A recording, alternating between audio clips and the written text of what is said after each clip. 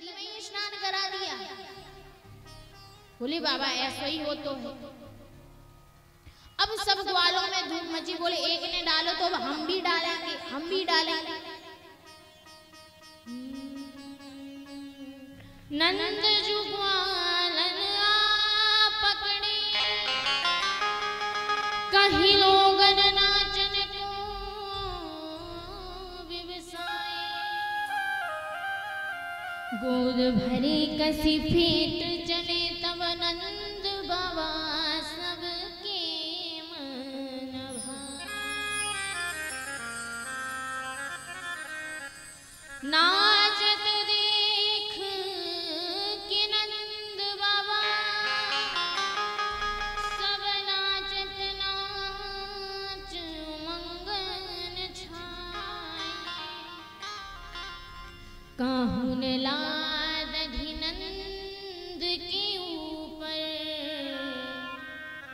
डार दियो सब लोग हंसा। दूध दही की महाराज प्रसाद के मारे नंद भवन नहीं रहा, अपितु क्षीर सागर बन गया। महाराज जिसको हम ये खीर खीर कहते हैं ना, ये खीर होता ही नहीं है, खीर ही होता था। इसको हमने महाराज उल्टा पुल्टा कर करके खीर बना दिया। आप तत्सम तद्भव पढ़िएगा, उसमें बताएंगे कि खीर का सही नाम क्षीर ही है, लेकिन फिर भी हम खीर खीर कहते हैं। तो सुखदेव जी महाराज कहते हैं नंद भवन नहीं रहा, अपितु क्षीर सागर बन गया, जहां पर दूध दही की महाराज नदियां बहती। और जब नंद भवन में महाराज कई दरवाजे थे, नंद बाबा दान कर रहे हैं। पहले दरवाजे पे सोना, दूसरे दरवाजे पे चांदी, हीरे जवाहरात मोती पन्ना, महाराज सब कुछ लुटा रहे हैं। महाराज एक व्यक्ति पहले दरवाजे पे गया तो उसे चांदी के पात्र मिले, वो रास्ते में आ रहा था। अब महाराज जब वो रास्ते में आ रहा था तो दूसरा व्यक्ति सोने के पात्र लिए थे। अब जो चांदी के पात्र लिए था उसने देखा कि ये सोने का पात्र लिए है, ये कहां से लाया। उसने पूछा भैया ये कहां से ला रहे हो। उसने कहा भैया तुम काहे के लिए गए थे, तुम हमारी छोड़ोगे हम कहां से लाए, तुम बताओ कि तुम काहे के लिए गए थे। ये चांदी के पात्र लेने के लिए गए थे। देखो हम तो सोने के लाए हैं। बोले कि सोने के किस नंबर के दरवाजे पर मिल रहे हैं। बोले दूसरे नंबर के दरवाजे पे सोने। महाराज उसने पहले वाले चांदी के बर्तन वहीं छोड़े फेंके और महाराज फिर दौड़ता दौड़ता गया दूसरे नंबर के दरवाजे पर और फिर सोने के बर्तन। अब महाराज वो सोने के बर्तन लेके आ रहा था, तभी दूसरा व्यक्ति मिल गया। वो महाराज मोतियों का हार लिए था। महाराज उसने देखा अरे भैया ये कहां से लाए। बोले 10वें नंबर के दरवाजे से लाए। महाराज उसने सोने के फेंके और फिर 10वें नंबर के दरवाजे पर भाग करके महाराज फिर वो आया, फिर 14 व्यक्ति मिला। वो महाराज हीरो का हार लिए था, हीरो के आभूषण लिए था। उस व्यक्ति ने देखा अरे भैया ये कहां से ला रहे हो। बोले कि हम ये 11वें नंबर वाले दरवाजे से। बोले अच्छा वहां पे हीरे के आभूषण मिल रहे हैं। बोले हाँ। महाराज उसने वहीं पर छोड़े मोतियों का हार और फिर चला गया, फिर लेकर आए। मानो लक्ष्मी जी महाराज पूरे ब्रज में जगह जगह नृत्य गान कर रही हैं। पूरे ब्रज में सोना चांदी जगह जगह फैले रहे। बाबा से ब्राह्मण ने कहा महाराज अब तो स्वस्ति वाचन करा लो। नंद बाबा गए, बोले महाराज चलो अब इस बार कर ले रहे, लेकिन अब तो हम अपने पुत्र का मुख देख कर ही रहेंगे। ब्राह्मण बोले स्वस्ति वाचन कर लो, पूरा कर्मकांड निपट जाएगा और भगवान की कृपा होगी तो तुम्हें दर्शन भी मिल ही जाएंगे। वरना तो यही सोचो कि जब गोपियों का नृत्य गान आनंद पूरा हो जाएगा तभी जाकर मिलने वाले हैं तुम्हें, वरना तो मिलने ही वाले नहीं। बाबा बोले महाराज तो फिर तो जल्दी जल्दी करो, हम तो चाहे कुछ हो जाए हम तो रुकने वाले नहीं है, हम तो देख के ही रहेंगे। तब सभी ब्राह्मण महाराज उच्च स्वर में स्वस्ति वाचन करने लगे। नंदस्त्वात्मजोत्पन्ने जाता हलादो महामना आहूय विप्रानवेदज्ञा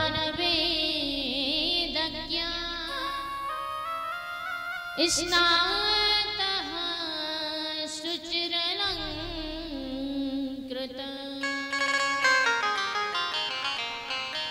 वाजित्वा स्वस्तियनं जातकर्मा जष्यवे कारयामास विधिवत् पितृदेवार्चनं तथा।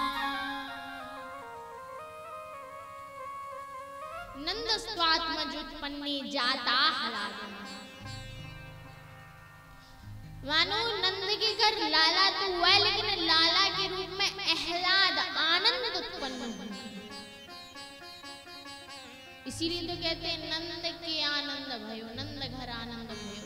नंद के घर लाला तो हुए, लेकिन आनंद के रूप में पूरे ब्रज में खुशी छाई हुई। खूब आनंद कर रहे थे, नाच गान कर रहे थे। तभी बाबा को याद आया, बोले अरे ये कैसे भूल सकते हैं। उपनंद ने पूछा महाराज क्या भूल गए, ऐसा क्या हो गया। बोले कि कंस को मथुरा कर देने के लिए जाना है, वही भूल गए। अगर कर देने के लिए समय पे नहीं गए तो पूरे ब्रज में महाराज हाहाकार मच जाएगा। कंस अपने सैनिकों को भेजकर बहुत दंडित करेगा सब। तो भैया ऐसा करना कि तुम यहाँ पे सब संभालना, लाला की व्यवस्था देखना, अपनी भाभी की व्यवस्था देखना। हम मथुरा जाकर कंस को कर देकर आते हैं। बाबा ने कहा हम तो जा रहे हैं। उपनंद बोले ठीक है महाराज, आप निश्चिंत होकर जाइए। नंद बाबा कर लेकर के मथुरा की ओर प्रस्थान किए। मथुरा पहुंचे। अब जब मथुरा पहुंचे तो महाराज इनका मिलन वसुदेव जी से हो गया। अब नंद बाबा तो खूब प्रसन्न थे, खुश थे कि हमें तो लाला हुआ है। और महाराज जैसे वसुदेव जी को देखते हैं ना, तो उन्हें ये याद आ जाता है कि वसुदेव जी की जो भार्या थी देवकी जी, उनके 8 पुत्रों को कंस ने मारा। तो महाराज वो एक लाला की खुशी नंद बाबा ने छुपा ली। महाराज जिसके 8 पुत्रों की मृत्यु हो जाए, महाराज उसे कितना दुख होगा। और एक लाला की खुशी कोई व्यक्त करे तो सामने वाला खुश होगा, लेकिन ये सोचेगा कि बताओ थोड़ा दुख हमसे जता लेते तो क्या जाता है, भले ही दिखावटी कर लेते। लेकिन महाराज कुछ लोगों की आदत होती है ना कि अगर दूसरे का दुख है तो महाराज खूब अपनी अच्छी बातें सुनाएंगे कि सामने वाला अपने आप दुखी हो जाए। नंद बाबा ने कहा कि ये तो गलत है। जब देवकी के 8 पुत्रों को कंस ने मार दिया, मैं अपनी एक पुत्री का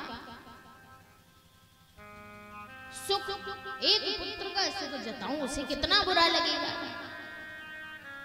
नंद बाबा ने ऐसा नहीं किया। और नंद बाबा वसुदेव जी से बड़ी प्रसन्नता के साथ मिले, बड़ी अच्छे से मिले। और वसुदेव जी से कहा अरे वसुदेव कैसे हो, सब कुछ ठीक चल रहा है कि नहीं। अच्छे से महाराज खूब बातें कर रहे हैं। अब देखिए महाराज वसुदेव जी के हृदय में पुत्र के वियोग का शोक है, परंतु वह नंद बाबा के आनंद की चर्चा कर रहे हैं। और नंद बाबा के हृदय में पुत्र का सुख है, तो वो वसुदेव जी की दुख की चर्चा कर रहे हैं। वसुदेव जी के शोक में सम्मिलित हो रहे हैं। महाराज मैत्री यही होती है, मित्रता यही होती है, दोस्ती यही होती है। जो अपने मित्र की सुख में, जो अपने मित्र की खुशी में खुश हो जाए और जो अपने मित्र के दुख में दुखी हो जाए, वही सबसे श्रेष्ठ मित्र है। और महाराज भगवान जैसा मित्र हो ही नहीं सकता।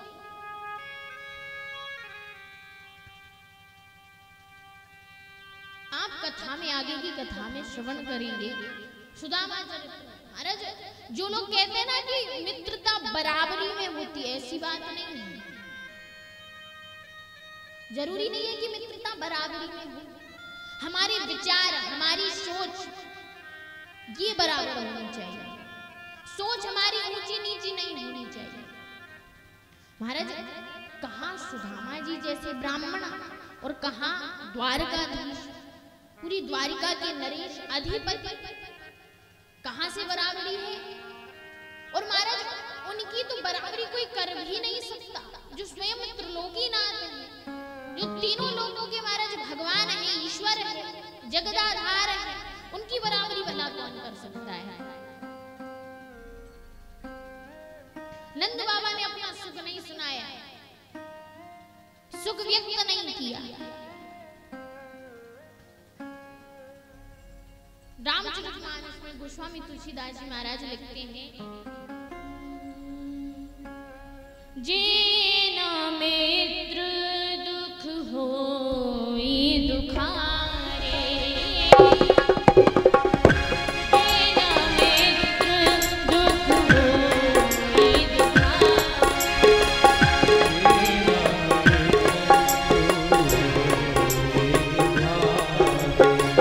जेना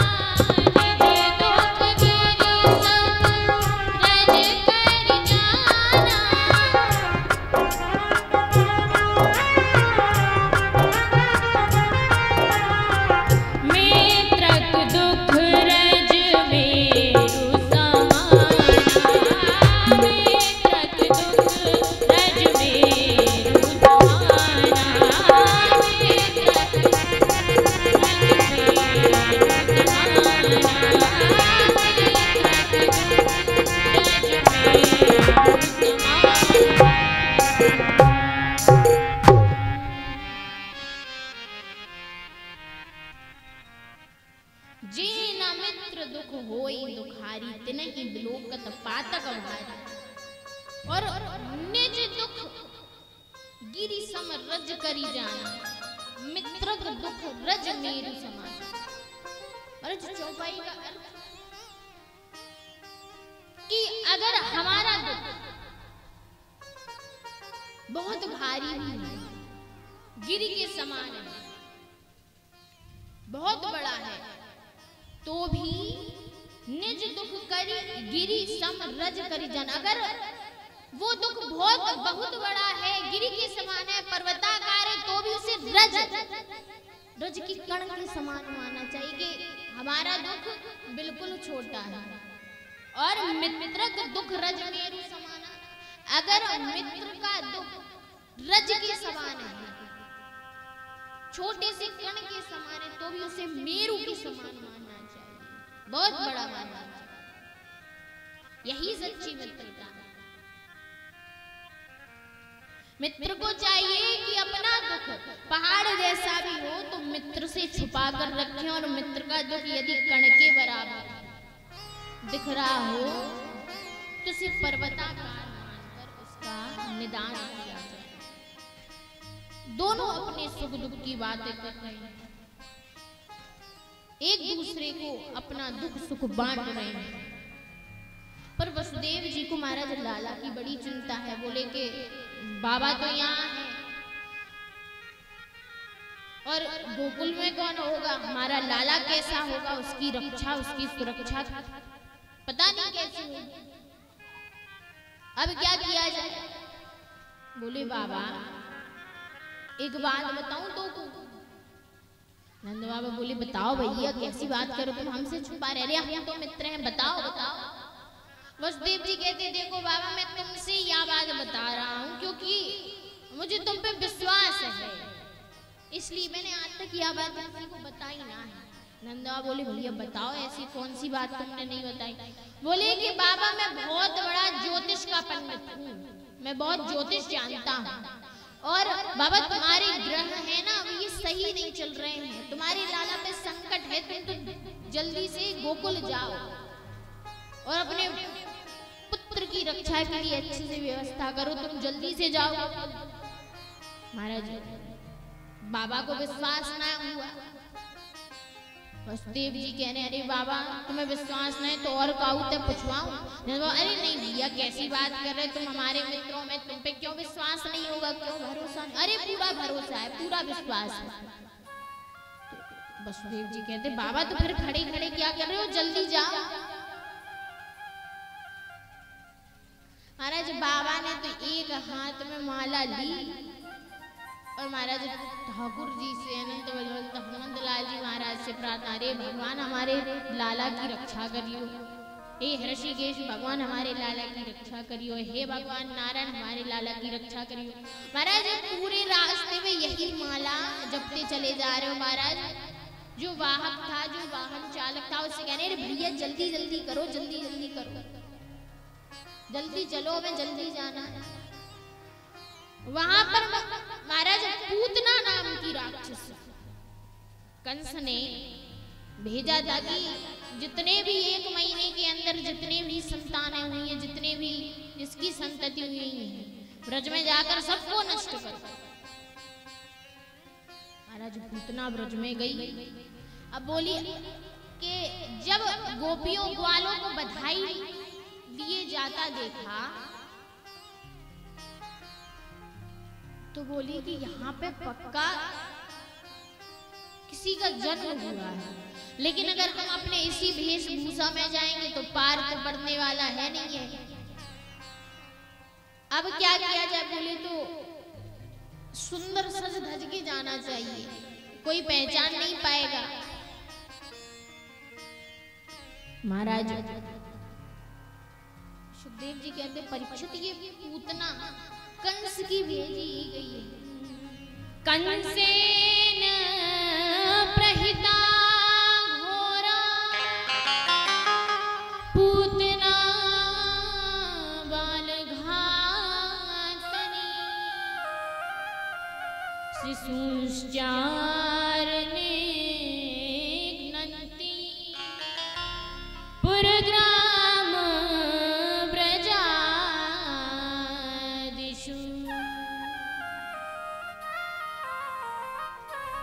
ना। महाराज नगर नगर में ग्रामों ग्रामों में भ्रमण करती बाल घातनी पूतना बड़ा दिव्य सौंदर्य बनाकर गोकुल धाम में पहुंच गई। महाराज गोकुल में पहुंच गई। सुखदेव बाबा कहते परीक्षित ऐसी लग रही है जैसे वैकुंठ से स्वयं भगवती लक्ष्मी उतर के आ गई, इतना सुंदर बन के। अब महाराज पूतना के सौंदर्य को जो देखे वह देखता ही रह जाए। गोपी ग्वाल सब हमारा जहां से निकल जाए वहीं से सब देखते चले जाए, इतना दिव्य सुंदर। महाराज बधाई लिए जा रहा था तो उसी समूह में, उसी झुंड में मिलकर ये नंद बाबा के घर पहुंच गई।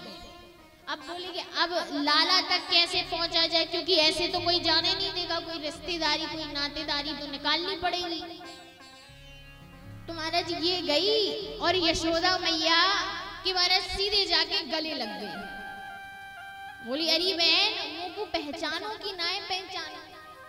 यशोदा मैया चक्कर में पड़ गई कि ये बहन कहे बारी कौन आए गई, मैंने तो आज तक यहाँ को देखो ही ना, मैं तो यहाँ को जानती ही नहीं हूँ। लेकिन बोली कि जब कह रही है तो होगी कोई, और अगर मैंने ऐसे सीधो सीधो पूछूं कि बहन तू कौन है, मैं तुम्हें नहीं जानती हूँ, तुम्हारा जो से बुरा लग जाएगा। लेकिन बाद में आराम से बैठ के घुमा फिरा के पूछ लूंगी, अभी तो स्वागत ही कर सकते हैं और कुछ नहीं कर सकते, पूछ नहीं सकते।